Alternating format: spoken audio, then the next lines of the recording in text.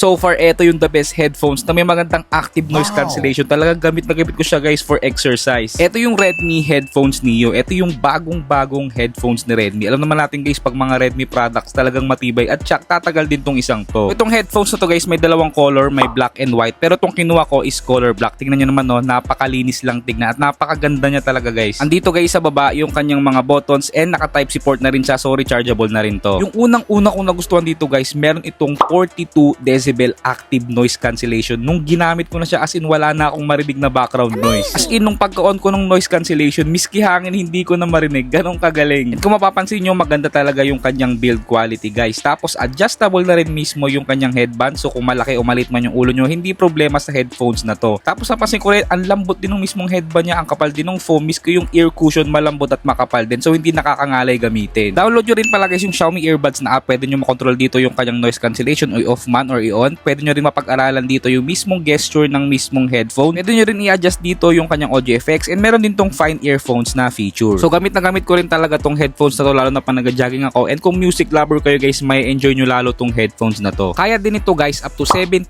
hour na battery life. So talagang ayun yung the best dito, makunat din yung battery niya. Isa to sa marirecommend ko sa inyo ngayon na super affordable lang na headphones pero napakaganda ng quality. Sa mga interesado, click nyo lang yung yellow basket sa baba.